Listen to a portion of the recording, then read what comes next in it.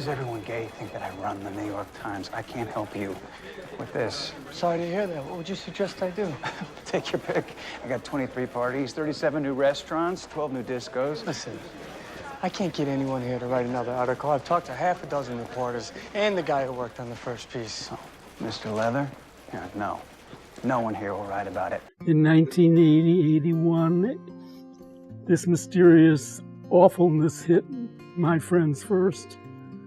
I lost a lot of friends very early on, and I started gay men's health crisis with several friends, which became and still is the largest service organization for people with AIDS. GMHC was founded in 1982 in the living room of Larry Kramer, one of the 6 original founders, at a time where they were watching their friends die of what was then an unknown disease.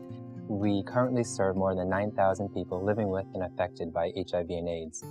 Then I wrote The Normal Heart, which was premiered at the Public Theater. Still holds the record for being the longest running play that they've ever done. The Normal Heart debuted off-Broadway in 1985 at a time when HIV was still a death sentence.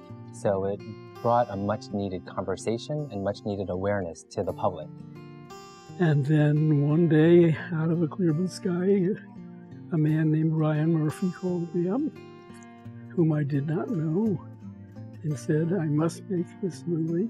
The release of the HBO version of The Normal Heart was so critical because there are still 50,000 new HIV infections across the country each year. The CDC put out a report that from 2002 to 2012, the rate of infection for young men between the ages of 13 to 24 grew 133%.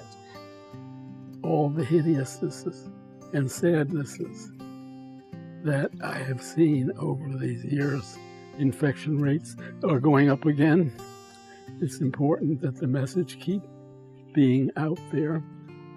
One of the things that Larry Kramer taught us in the early 80s was that silence equals death. It's a cancer. There's a strange reaction in the immune system. It's collapsed, won't fight. So the diseases most of my patients are coming down with are brought on by germs that wouldn't hurt a baby. And the immune system is the system we know the least about. So, where's this big mouth I hear you've got? Is big mouth a symptom?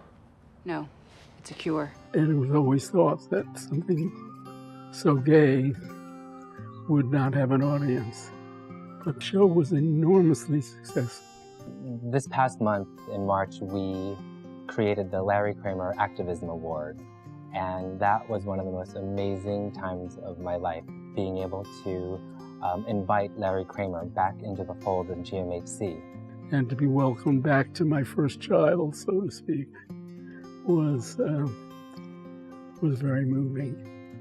It's still the only thing that interests me to write about. It's still got to be told again and again till we somehow break through to a cure.